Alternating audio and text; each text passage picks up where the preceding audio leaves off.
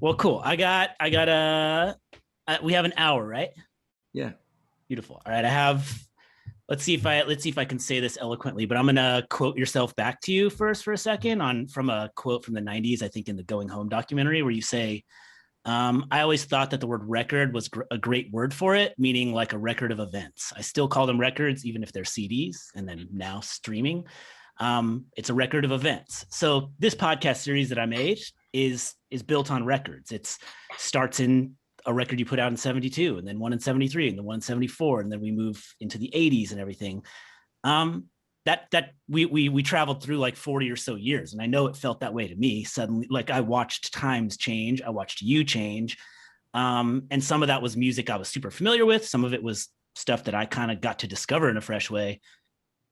Can you elaborate on that idea that an album is like a record is a record of events, and then maybe speak about, if that's the case, what record of events is Downhill from Everywhere? Some of them are songs that I've been trying to write for a long time. Some of them are songs that I wrote, for specific projects. Like The Dreamer was a song that I tried to write, I don't know how many years ago. I've tried to figure it out, but I can't remember specifically, except I could probably find out if I looked at old newspapers or found out the history of vigilantes on our southern border. But actually that history goes back farther than when I found out about it. But it was a song that I tried to write about the Klan, which was very active in the Southwest as well as the South, was down on the border trying to prevent illegal aliens from coming across the border. And that was the opening line of the song. Well, the Klan's been down on the border. They say it's to keep law and order. And like, I never could really get the thing very to really, like open up and speak to me. And years later, and then the next time I tried to write it was the Minutemen are down on the border, because the Klan wasn't doing it anymore. Now it was the Minutemen, another right-wing kind of vigilante group. And I thought the irony was that they were trying to uphold the law, but they were taking the law into their own hands, which is not, that's not the law. So, but that's exactly what's going on with the 6th of January. People who think like our country's being stolen and we need to, take matters into our own hands. And so that whole thing, I couldn't get that far with it in this scenario, but I had the melody, and I showed the melody to this friend of mine, Eugene Rodriguez, and we were in the studio with David Hidalgo working on some stuff for an album that I was invited to sing on. And not to take too long to tell you the story, but he began, he's such a great thinker, and he acts on his ideals and his principles, and he's an intellectual who acts. And Eugene started writing about. He made it about someone who comes to this country to give her, to make her future, to give herself to her a future that she could imagine, which is exactly what my grandmother did. This is exactly what all our forebears, all those of us who are not Native Americans, those of us who are not tribal people, that's exactly what our forebears did. That's a good thing for us to remember. It's a pretty simple idea. And a good thing to, when you see somebody who's basically, because of class, because of race, because of their own personal, their history, their own personal, where their family comes from another country, it's a good thing to remember that they're here to do a job that somebody needs to have done, that we all need, and they contribute to us in ways that. So I mean, he found a way into talking about it, and it was for his group. We did it and released it as a single, for Los Senzontles, which is the group that he's an intellectual who acts on his principles. I mean, he's got a cultural center for the children of immigrants from Mexico, who need to learn the traditions and the history of their families, the art forms, the instruments, the dances, the recipes, the celebrations of their parents' homeland. Their homeland is the United States. They're from here. They were born here, and they're Americans. They need to know where their family comes from. Same way, like when I visited my Norwegian relatives in Norway, it was really interesting to see where my grandfather and my grandmother had come from. Way cool. Yeah. What life they were leaving behind, you know, and what life they expected here, you know. It's anyway. So I immersed myself in this idea, and that song comes out of that. And it was not like I sat down with an idea of what I wanted at the end of it. You begin telling a story, and like I say, it was Eugene's idea to talk about Lucina, who's somebody I know. She was on that session with us, as a matter of fact. The women that sang in his group were on that session, and she and I are friends. And so it's interesting. At one point, I thought, okay, I want to talk about her parents. You're still writing a song. You're still getting, she was just freaked out about that I was going to sing about her parents. And I said, well, where are your parents from? Are you, her father was from Hidalgo, which is funny because that's the last name of David Hidalgo in Los Lobos. And his mother was from someplace else. And I wanted to rhyme these words and sing about, but I mean, Eugene had the straight line right into, and saying things that sometimes seem almost too direct, I think it's pretty. She pledged herself to this land and does the best she can. Now, you see, I can't write a line that simple. I can't write a line that good. It's just like I'm like, trying to imply things, or like, and so sometimes another thing, the song Love is Love was written in Haiti, and the last whole the part at the end where I'm singing about the priest, Father Rick, who is, and I was working on this song with my friend David Bell, and who knows him very well, and who was the person who brought us all down there to make this record. I said, well, what should we, what do you say about, how do you describe Father Rick? He said, well, the father and the doctor to the poorest of the poor. Nice. And it still brings a little, like inner sob, there's a bit of a. That song, and similar to like Going Down to Cuba on the last one, they're this really buoyant, beautiful, like, way to hear about a part of the world in a way that you don't normally hear about it. I mean, even just right now, like what we're hearing about in Cuba and everything, these are, and Haiti. I mean, of course, like, these songs are like, they're inherently very positive and beautiful. And it seems like a deliberate thing on your part to say, hey, let's talk about this side of this place. Yeah. I think it's more that if there's a deliberateness, it's to deliberately engage with something that's a problem. And if there's an underlying need to make it be positive, to get someplace positive with it, I don't bring it up to bum us out. I bring it up to get it to, or to bum myself out. I mean, I'd bring it up to get a grasp, to try to improve my understanding, to do something. I mean, whether it's, and that's true of anything, downhill from everywhere, or Until Justice is Real too. I mean, for them, and that's what I do. I'm just trying to work things out, work them out. It's funny. All right. It's funny, something you just said that I find, you could tell me if this is true or not, but I find it to be a little bit of a recurring thing, that your inclination is to elaborate and imply and kind of, there's stuff like Take It Easy was on a shelf, and someone like Glenn Frey or someone on the Eagles takes it and has like someone who probably speaks in those punchy ways. Or you say that you couldn't write a line as simple as the one that was put in that song you just mentioned. Or you've talked multiple times about how Downhill from Everywhere, that phrase that comes from someone else.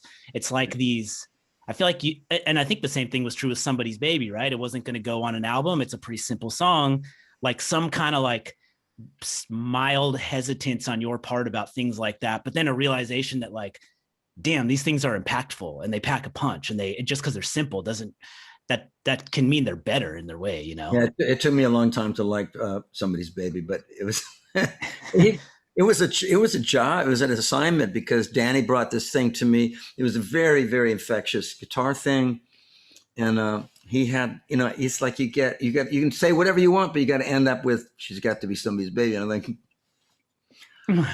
you start with that last line, and so, I mean, it was something that I thought was not as important, and it wasn't as important to me as the other songs in that period are "Lawyers in Love" or "Knock on Any Door." I mean, all the stuff I wrote for that record, and there's some other, I think, "In the Shape of a Heart" it might be on that record, or is that on "Lives in the Balance"? I love this. Yeah, this is all blurry now. It's starting to so. The point is, it wasn't. I didn't think it was important, and so, but I did need to write that second verse, and it took me a long time to get to it. But really, anytime you sit down and work, it's like you forget about all that.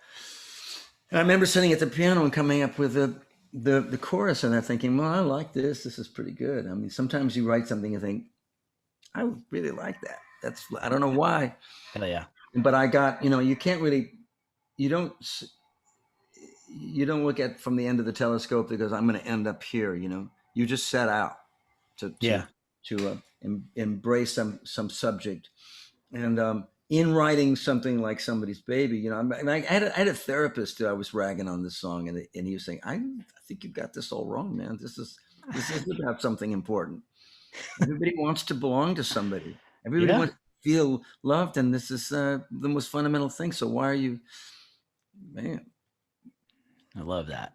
And he was not, we didn't sit around talking about my songs all the time. He just had to point out to me. But I think it was maybe something that he might have noticed too, that I am trying to explain things to myself. You're trying to describe life to yourself. And sometimes that description happens just in the act of doing anything. And you catch sight of it eventually and go, oh, that's what I'm doing. That's what it looks like. That's what, Well, it's a great job. It's a cool job to have because, on one hand, you're supposed to,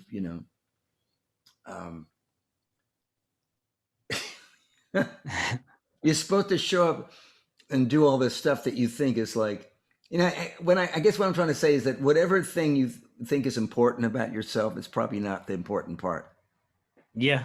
Well, I mean, that's honestly something that has drawn me to your music. And I think a lot of people, and it's kind of, I think it's a beautiful thing that you're in your 70s and putting out this record, and songs like Still Looking for Something and A Little Soon to Say are just as sort of uncertain and searching, and sort of there's nothing prescriptive at all. It's sort of like a perpetual sort of like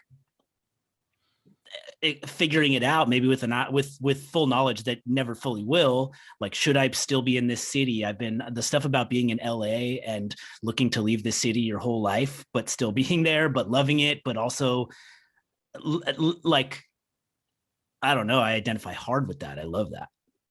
And the idea that I mean, that's one thing to be singing about when you're in your 20s. That's pretty profound when you're in your 70s, For a person, I say that as a person who perpetually kind of doesn't totally know what to do next, even perfectly happy in the place I am, constantly thinking about. Where are you, by the way? What next? I'm up on Orcas Island in Washington. Orcas. Oh, wow. Yeah. Actually, so I do communications for a marine science organization up here called the Sea Dock Society. And so last year you put out Downhill from Everywhere. And I was putting an event together and everything. And we have a science director who's like super, he's a great scientist and everything, but has an extra eye towards sort of like the storytelling and communicating and kind of like activating people. And it's not an activist organization. It's purely like a science-based organization, but like that can have a huge impact on policy. And so the area here is called the Salish Sea, but only like 9% of people know what the Salish Sea is. And so my job, I'm the communications person. Part of my job is like get more people to know what the Salish Sea is so that they can care about it. And there are 8 million people here, and out here on Orcas Island, it's easy to be like, Salish Sea is right there. I live on it. But in Seattle and all these places, it's less so, but you need them to care. And what's kind of beautiful is like, if you draw a line around the Salish Sea as an ecosystem, its borders are like the tops of the ridges of the mountains. So everything that comes down from that into the water, like that's the ecosystem, Uh-huh. And so I remember going to my boss, Joe, and being like, holy shit, this is 3 words. It's extremely clarifying. And I think kind of powerful. Like I didn't straight lift it. I know you kind of did, but you're paying a lot of respect to the original person. But like I found it extremely powerful. It's like you can take a person walking down the street in Seattle or 20 miles away from the coastline and be like, yo, you're a part of this thing. And I don't know, I've found it inspiring. So good job. We talk about Charles Moore, Captain Moore. Do you know about Algalita and the Algalita Foundation and Captain Charles Moore? Only from what I've heard you talk about in interviews about the song. Yeah, I've met him a couple of times. He's a great character, and it's a character. He's. I mean, imagine being an oceanographer and like he's motoring across the Pacific, and he realizes he's just like, where'd all this plastic come from? He's just like, he happens to motor straight through the North Pacific Gyre, and this is the garbage patch, right? Yeah, cool. And he's the one that kind of like brought it to everybody's attention. But he's also the way of summing things up by saying the ocean is downhill from everywhere. It really brings you in it brings into focus the fact that everything that humanity does produces waste that has got to go someplace and that is going into the ocean or landfills. And even the landfills, I mean, it doesn't go anywhere. The plastic that we, yeah, it doesn't go anywhere. There's no way. And there's so I had it became like a sort of like a sequel to the song I'd written called Down If I Could Be Anywhere, which was a song that started out to be about surfing and just like being in the water and suddenly finding out that you're like, that you're in a bunch of plastic garbage. It just, for the listener, you think you're surfing, and the next verse you're surrounded by garbage, and it's like, but all these songs seem to me like a very long. It's a long. I mean, hopefully people get what's in them, and what you're trying to bring to their attention. But in terms of activism, there's it's very slow. It's not really very immediate, and you hope that once again, I'm like sort of aiding and abetting those activists and scientists, because so many scientists are becoming activists or having to be. Yeah. Now, there was in that song, "If I Could Be Anywhere," I was showing that first that everybody knows I was sort of in my cabin writing this song, and I was trying to get it somewhere with it, and I actually played a little bit of it when I sang. It was in the Galapagos, and I was on a gathering called Mission Blue that was Sylvia Earle's prize on the TED Talks. Dr. Sylvia Earle, I'm sure you know who that is. Yep. But for your listeners, she's a lifelong oceanographer and advocate, and I think she's the head of. She's the. I should know her formal title. That informally they call her deepness, because she holds some sort of deep dive record. But she had brought everybody together to try to communicate the shape that the ocean is in, and the dire need for creating marine protected areas. Anyway, I was trying to write this song. Anyway, and I find that most people doing this are pretty good. Like she's fantastic with words. She talks about things like the blue heart of the planet, but she's talking about the ocean, and Charles Moore saying, downhill from everywhere. They're just really great communicators sometimes. And there was this guy on the boat who said, and I had this line about, sliding down the shimmering surface, between two worlds. And I think I said something like,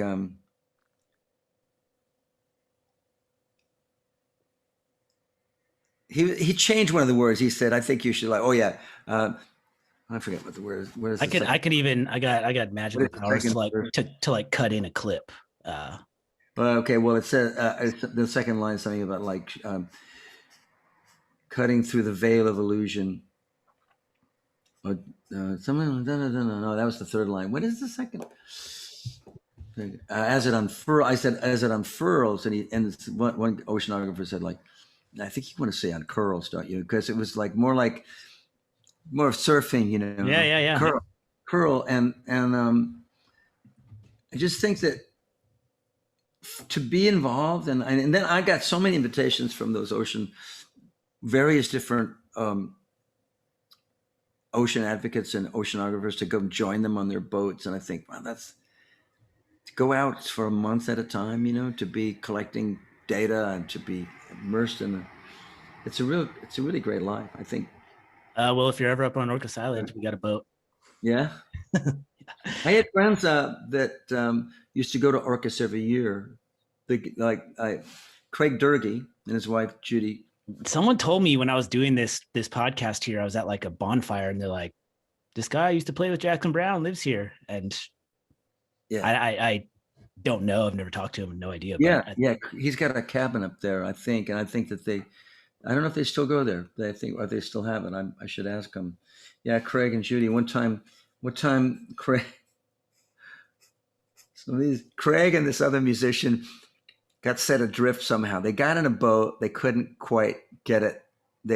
Without the motor didn't work. There were no oars, and they literally drifted away from the dock and were drifting out to sea. Yikes! They're from Orcas. It was a big event. I just didn't know. People, I heard about it later. It was just one of those. How could you're seeing the dock receding, and then pretty soon the island is receding. You're just out there. It was frightening. And this guy, oh man, what's Tim's name? This great bass player who played with Crosby, Stills and Nash, and had also played with James Brown as a kid. Sweet. Tim Drummond. Nice. But our relationship to the natural world is pretty tenuous. We've sort of made a place for our species to thrive, but we're also severing. We're sort of severing the lifeline there. I mean, we're making it impossible we need the ocean to survive here, and if we don't make it, the ocean will still be here. We won't. The thing you did that's, I think, really cool about this song is that that phrase "downhill from everywhere," it's kind of power is in its simplicity, and then you take it and this is the idea that you could call it any kind of political or activist song, or even really an environmental song. It's literally a song saying we live uphill from the ocean. So if you put a thing down, it will go down in this direction. And so you took that phrase, and the rest of the song that you wrote around it is in keeping with that simplicity. Just downhill from the prison, downhill from the mall, downhill from the factory farm and the hospital, downhill from high school, downhill from the gym, downhill from the church and the stadium. I mean, there's nothing politically said there. It's this is the world, and where do the things go when we let go of them? That's I think there's something impactful in that. And you've talked. Go for it. You're giving me great pleasure by reciting those words and by putting it like that, because I think the job was to sort of do exactly what you're pointing to, which is to make people see those things without feeling that they're being lectured, or that you don't have to pay attention.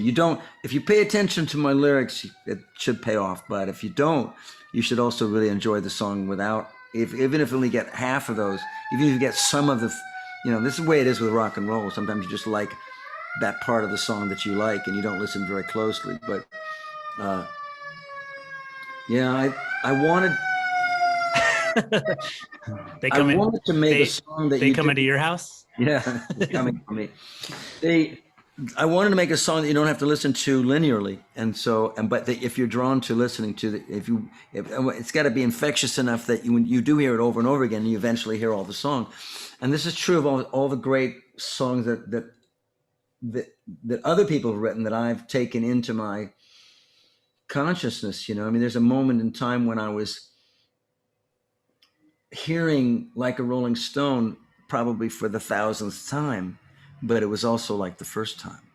Yeah. And I suddenly was old enough or experienced enough to get a whole other layer of understanding about what otherwise they were just really infectious images, And that Dylan was always really great for that. I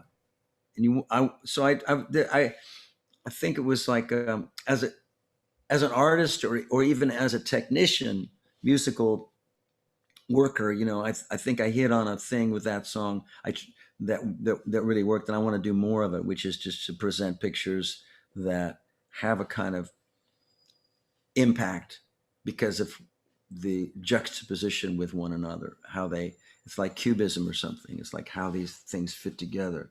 Yeah. And it's really some of it was trying to make stuff that you could hear. Some of it's to make words that sound that you can hear, that you can actually hear, or you can pick out the meaning, or that there's enough time to take that, And I like that you could say it as fast, read it as fastly as you just did, or that I could sing it as fast, and that it would then sit there for a moment, and then you could hear some, like all that was like, that's where the craft comes in, Yeah. I mean, it accomplishes a similar thing to like what you do in The Pretender, which is like these descriptions of places and kind of repetitive daily life, like, and which are really some of the most like familiar things we have, not super artistic on the surface or whatever. But now in this one, it's like, here are all the places you go, you literally live out your days, and here's where the waste from that trickles. And I think it's great.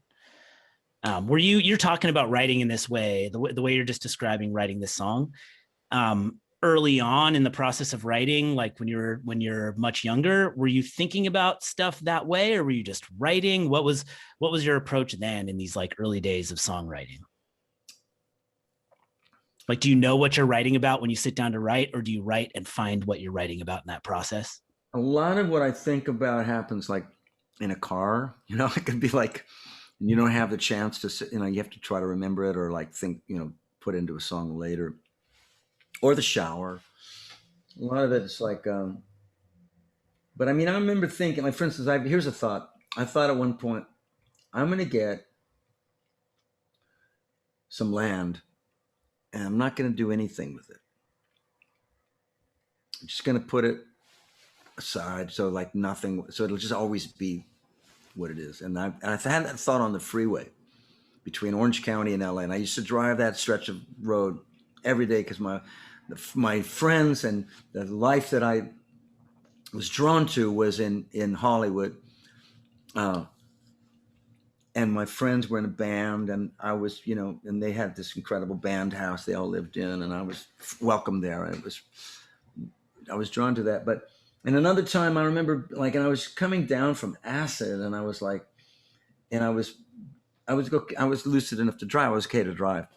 I got on the freeway and I thought, wow, this freeway is like an artery. Look at all the taillights were like red cells, and all the headlights were like white cells. I'm going, wow, I'm part of this really big, this enormous organism, and I'm this little, this little piece of consciousness being like flowing along these, I wound up getting to Hollywood, and then I mean, I remember that night very well because I met some people that night that were, and they were like very welcoming to me. And there was a whole other bunch of people saying, "Oh, this kid's coming. He's coming from Orange County. He's going to join us tonight." And it was like, and I remember being, but I don't know how you get that in a song. I just think that a lot of the stuff that. Are we talking Pretender there, or what song are we talking about?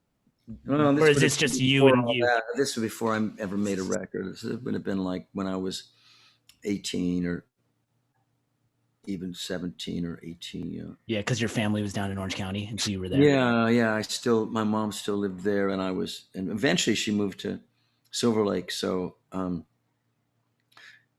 she moved to, in out of Orange County herself. She was drawn to, there were better activities for her.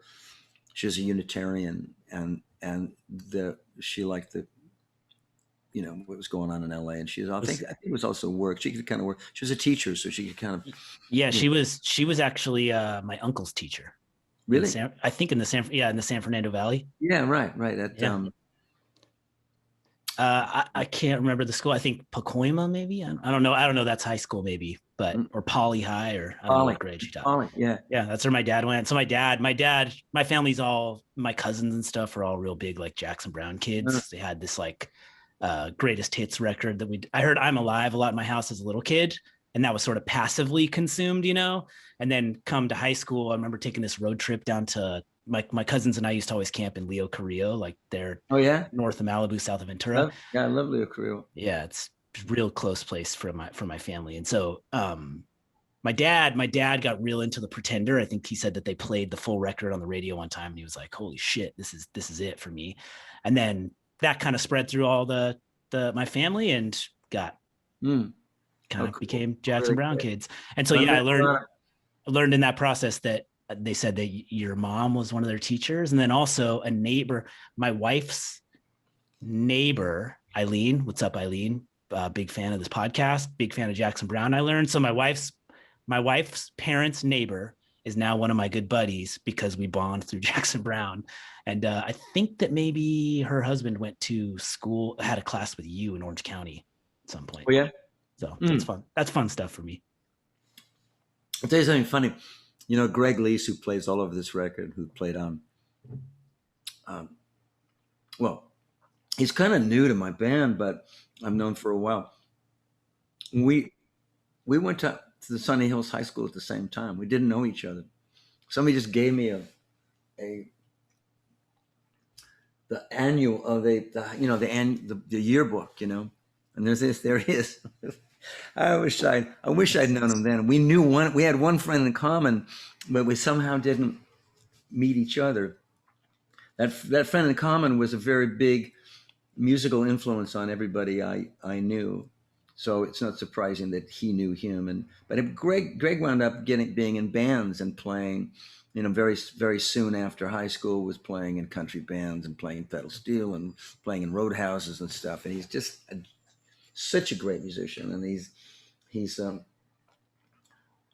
really all over this record, and he's I think he's on the last one too. Yeah, but he also, like, I kind of became friends with him because I told him that my friend Greg Copeland, who was also somebody who went to high school, was looking for somebody to help him make a country record, and Greg is a poet, and the guy that was sort of mentored me in high school. I mean, he was like 2 years older than me, and he was the guy we'd hitchhike. We'd all get together and hitchhike up the coast and go visit Greg and sleep on the rug at the house. He had a room in, as a student at San Francisco State. Anyway, Greg didn't. I mean, he continued writing songs, and it became a singer and would make these albums. And it's the most incredible sort of esoteric records, because he doesn't have a career as a singer. Yeah, can you find his music? You read like one of these poems in the documentary of his, the seagulls, and like it ends and you're like, that's bad, and it's like, fuck yeah, that's bad. That's so cool, but like I googled him and couldn't find anything. And I am I right that he's one of the like traveling folks on the Song for Adam? Yeah, that's right. Yeah. That's right. Yeah, I want to hear. I drove across the country with him and Adam Saylor. His name is Greg Copeland. Well, yeah, you don't know his name because you've searched for him, and he's got an album called that on Geffen. I think it's named after his name is, it's Greg Copeland. That's enough data for me to do. I'll do some looking. And then he also he made a record that Greg produced, that Greg Leisz produced. Because I told him, I just ran into Greg. And this is before I knew that he had anything. He didn't tell me for years that he'd gone to the same high school as me. I was like, What? What are you talking about? He went to, but before that, I mean, I just noticed him because he could play. I saw him playing with Joe Cocker and Jim Kellner was in the band, and I thought, who the hell's that? He sounds like David Lindley because he was playing a Weisenborn, that lap steel guitar that's got the hollow neck, the same thing that Ben Harper plays, that David Lindley plays. That Yeah. he was playing this Weisenborn. I thought, God, he sounds great. And oh yeah, and Kellner said, oh yeah, that's Greg Leisz. And I'm like, so I ran into him in the guitar store and I told him about Greg Copeland, and then he wound up producing a record of Greg Copeland that I wound up putting out. So on Inside Records, there's a record called Diana and James. Cool. And then the last record he made, and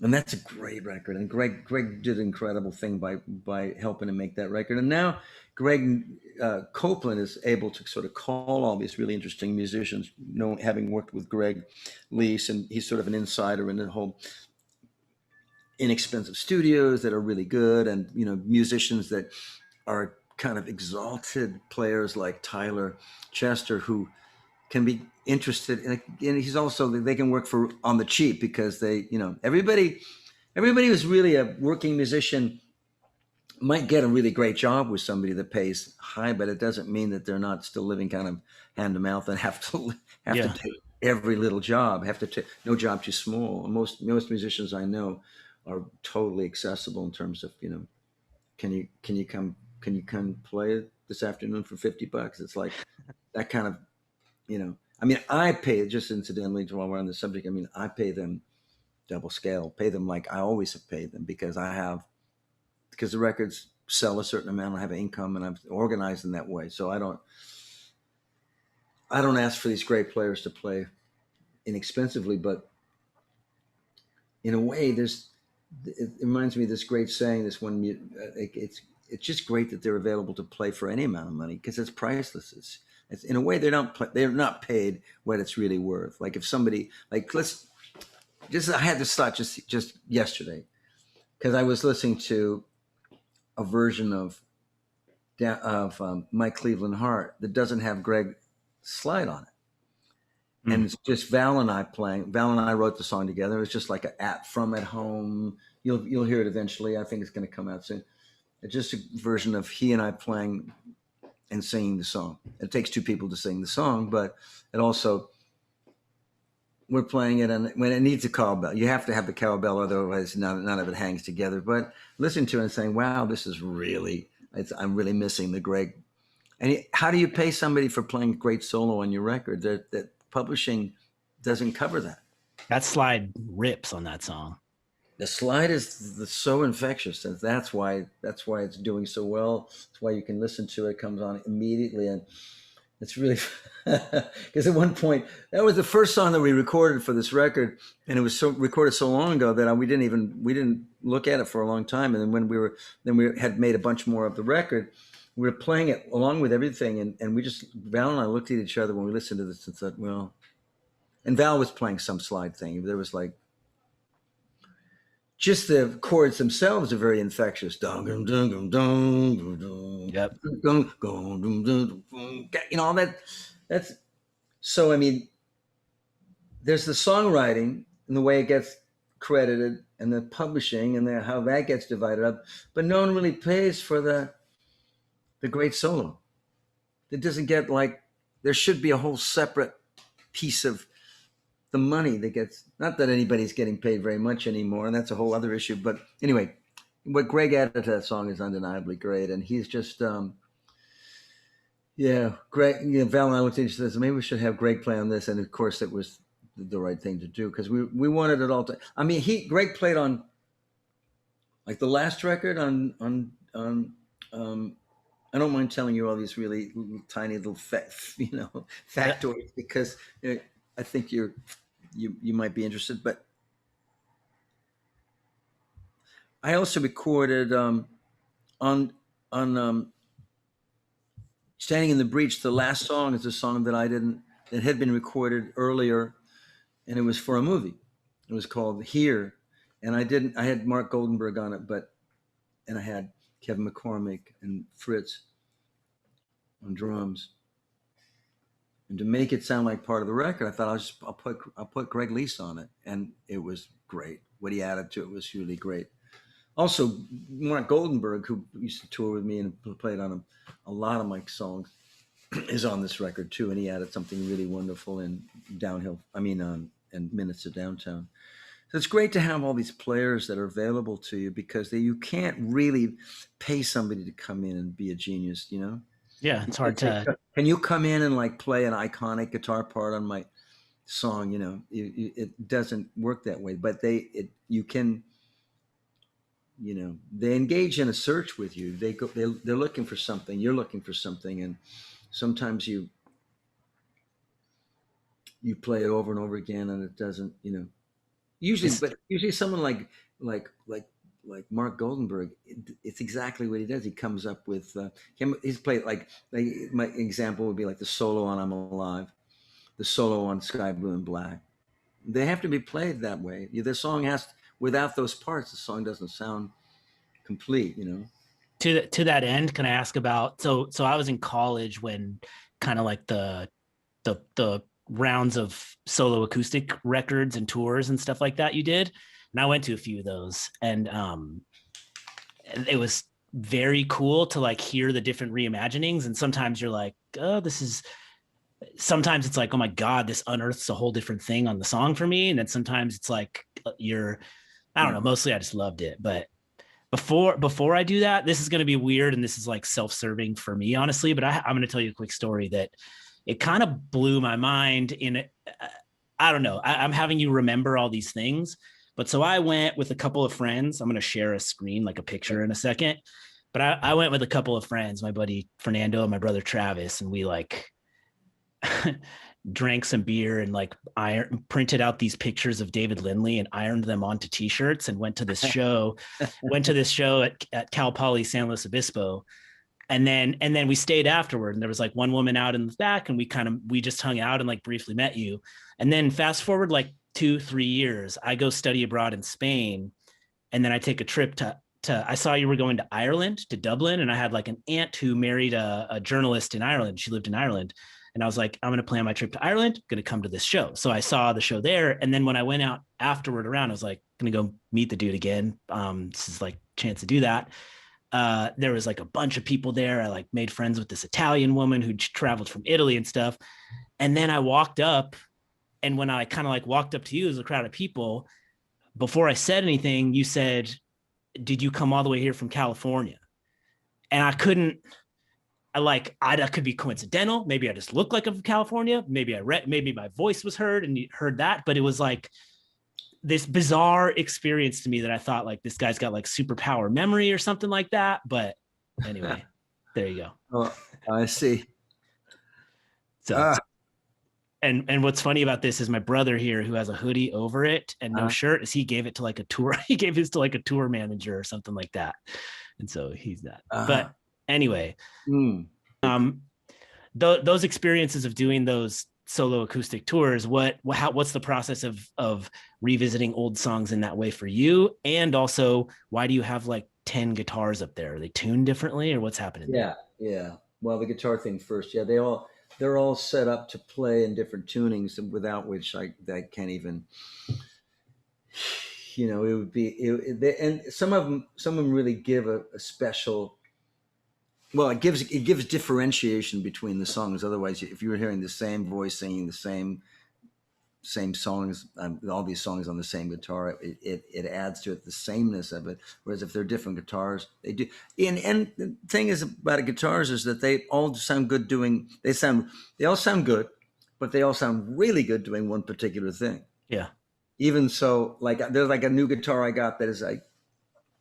I was using it for something the other day. I thought, this is not that good for this, you know. But I pulled it out last night, and I thought, God, this is such a great guitar. If you do this, it's like, wow, it's like a spectacular. So all these guitars get sort of their best qualities get identified through the course of time and using them. And then it's like there's one, like there's a guitar up there that's only gonna play one song, if I play it. Yeah. And that's Too Many Angels, and it's tuned to a really E minor tuning. I could play Too Many Angels on an E major tuning and just tune one string down a little bit, but it just happens that the thing I play would not sound as good on the E major tuning as it does on the. So they've just, you've identified a particular thing that sounds good doing it, and then also they're just at the ready, so you can grab it without having to. It was effortless. There was something I absolutely loved. Like you said, you don't know if you're going to play the song because is it going to get hollered out from the crowd kind of. Yeah. And then it's just sort of like a get up, wander over, grab the right guitar, start playing the song, maybe wander over to piano. It's sort of like the perfect loose. Well, I got to say, I got that. I sort of realized that from Neil Young having a bunch of instruments in a circle, including a pump organ and all those things. I thought, well, that's a really great way of doing it. So you can just do whatever you feel like doing. But it got out of hand. Pretty soon there's 18 guitars up there, and it's also like pretty ostentatious. It looks kind of like, it looks a little bad, but you got a slick rack there. Yeah. David Lindley did that too when I saw him, except it's just a bunch of instruments I don't know, I've never heard of, and I don't know what they are. Yeah. So it's a way of getting to the essence of a song, because some of these songs, like say, In the Shape of a Heart was written in standard tuning, meaning I'm going dun, dun, dun, dun, dun, dun, dun, dun. I mean, I'm just playing like a regular guitar, but it doesn't sound like much, and I had to find a tuning, and it turned out to be this E major tuning that I could play. And I had to learn how to play it in that tuning, but then I was able to play da da da da da, gong gong gong gong gong gong da da da da. I was able to play these open strings and make this thing sound a little bit bigger, and that gave me the chance to play this song well by myself. But it's a hard one to play, actually, and some of these songs are really hard to play by myself. And sometimes I listen back to these solo shows. I said, "Oh God, somebody tackle me next time I start to go out there and play these by myself." Like, you need a drummer, you need a bass player, play these songs. But here's the thing. Other people have told me, like a really good friend of mine who's a gallerist in Pacific Grove said, I said I was going to do a show. She said, "Oh, great. Well, are you going to play with your band, or are you going to play by yourself?" I said, "Well, I'm going to play with the band." She said, "Okay, well, I'll wait for you to come around by yourself." And I'm like, "What's that?" She said, "Well, I just think something happens when you're up there by yourself that doesn't happen with the band." And what you really sort of imparted was that when I'm on stage with the band, I'm up there with them. I'm with them. We're together. We're up there, and we're relating to each other. If I'm all alone, something else happens that is not covered up, or that is not impeded by relating with others. So there's happens to the songs that, like, in the starkness of them, 100%. You get pure songwriting. You get the pure intent of the song, provided that I can get it, that I can play it in time, sing it in tune. It's like a more of like a recitation, I suppose. And I think even then, I think part of what your friend is getting at is like, for you, you're going to look back and assess a recording of that a little differently than someone else. But anyone else, I know this was the experience for me, anyone else is going to go to that show and like, the part of the beauty is in the spontaneity and imperfection and certain cover song and sort of, I mean, I know as a person who's forgot my share of lyrics, I love that kind of stuff. That's if anything, that's like, okay, I'm not getting the, like, I never enjoy when someone says like, "Oh, this band's so good live, it sounds just like their CD." It's like, you don't want to sound just like their CD. That's not right. What fun is that? Why? That's what's great about my band is like we do creditable versions of the songs. We try to make it sound very faithful, but really, like, they're gonna change it up. It's gonna be different because it's just a different day, and they're really good at, like, the two guitarists were particularly really good at joining up with each other and complimenting what the other is doing. They really are fans of one another, and they're like, if Val starts playing up something, then Greg just automatically plays a complimentary thing. And so it's and I said to Val one time, I said, "You're so great at soloing. I love your solos." He says, "Yeah, no one really does it anymore." And I thought, did something happen that I didn't realize that? Really? Nobody? But I guess if you think about it, no, like that is an old style thing to have there be solos. I think that Somebody kind of has, thing. I think you're right. I think that kind of thing comes and goes in it's not ways where true of like like somebody great like Derek Trucks, that band, he solos like crazy, and it's also jam bands have built in all this extensive soloing, but the act of a solo in the middle of a song, yeah. like I know that in my childhood, like in the 90s, I was like exactly squarely in the spot where I think what happens is like take rock bands in the 80s, the solos get bigger and bigger and crazier and more, it just becomes like kind of clownish and ridiculous. And so then you get like a Nirvana overcorrection that's like, if there's even going to be a solo, it's going to deliberately sound kind of like dissonant and bad. and, and so I think that it's like, I think like it's all kind of reacting to each other. I know that I love a great solo, and then at the same time can very much be turned off by one that just feels like a big show off move, can happen. going off is like basic equipment for, it's like it's a characteristic. You have to be willing to show off a little bit. Yeah. We sometimes refer to what Val's doing as showing off, because you got to be able to do that. Yeah. I mean, to his face, of course. I mean, it's just an affectionate way of, the truth is that when Val solos, he might make it and he might not. He might not. He might crash and burn. It could be like, and it's thrilling to have him go out on a limb, a musical limb, and like find himself out there, and sometimes like swinging way out over the abyss and going woo, and coming back and being back on the solid ground. It's like pretty exciting for me, and that's what keeps it fresh for me. The band. Yeah. And sometimes it's true also of the rhythm sections. There are times when these guys are playing something so solid and they're innovating, and they're doing something in a song they haven't. And if I turn around and they'll be grinning at each other. They'll be like, we found something here. It's like, cool. You like that? It's like, it's fun so being cool. in a band. It's really, I wish I'd been in a band in high school. Like I say, I wish I'd known Greg Leisz and gone off into the, I respect you wishing that's what happened, but I'm perfectly cool with the way it did happen. Yeah. To that, like I have just a couple more questions. Do you have like a hard out right at noon? No. Or if it goes a couple minutes, is that okay? Hang on a second. Let me just ask. I think you have one starting at noon. Okay. I think it's 12:30. I think it's noon. Okay. Cool. This schedule says 12:30, but let me just what. Okay, sorry, I do have a hard out. So we got 3 minutes. No problem. Do you actively seek out young artists like Phoebe Bridgers and Blake Mills and Dawes, or does that sort of come to you? It just happens the way you meet anybody.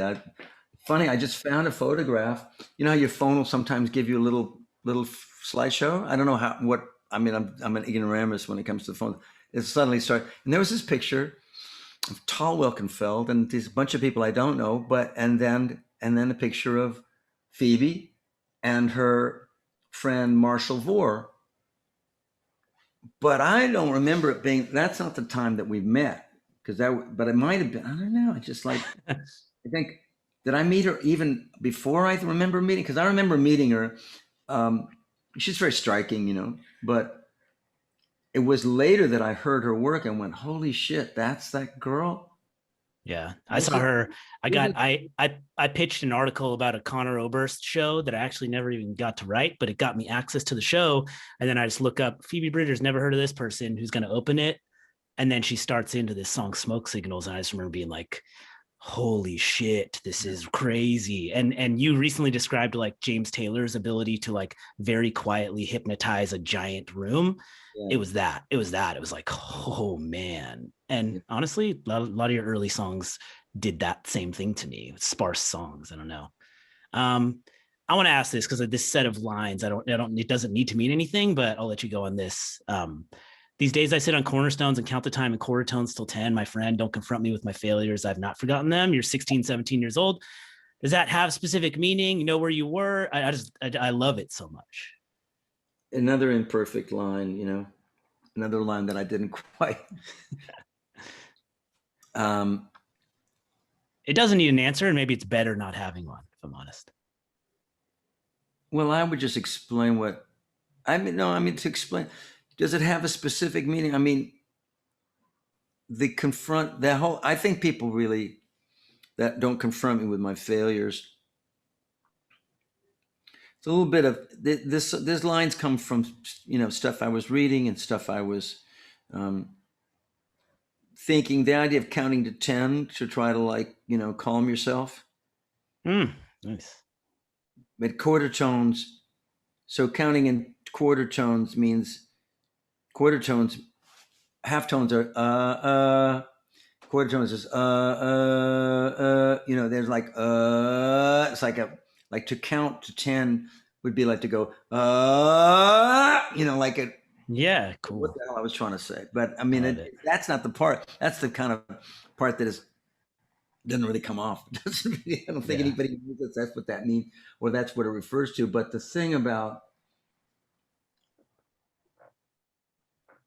I think people relate to the don't confront me with my failures. I had forgotten. Yeah. But that's the thing that people and I to be writing songs when you're 16, that you got to remember like what we listened to when I was 16 were Bob Dylan and the Beatles, John Lennon, Bob Dylan, Buffy St. Marie. That was before Joni Mitchell, but you could certainly include her and Joan Baez, who was a great and shortly after that, Judy Collins, who collected all these songwriters like Leonard Cohen and Joni Mitchell, or Tom Rush, who did like Joni Mitchell and James Taylor songs. There was a way that people really listened, and it was a whole culture of lyrics and songwriting. So it's very different than it has been for a long time. I think maybe some of that's back. You have Phoebe Bridgers, you have Taylor Goldsmith, and in the middle you've got incredible writers like Sean Colvin, Steve Earle. I mean, these are masters. These are people who have written songs that are indelible and who that live on in you. You hear the song once and it just, like you say, it hypnotizes you, and you suddenly that you take that on as part of your lexicon of meaningful thing. I got to jump off. Thank you. With you. Really been fun. Thanks for having thanks for having me on your show. Thanks for making the music that made the show possible, and thanks for doing this. It was the perfect way to punctuate this little project. A lot of fun. Thanks, man. I hope to get to talk to you again sometime, and by all means, Ireland or or Orcas. I mean, and someplace. Okay. I'm on Orcas. Hit me up. Okay. All right. Take care.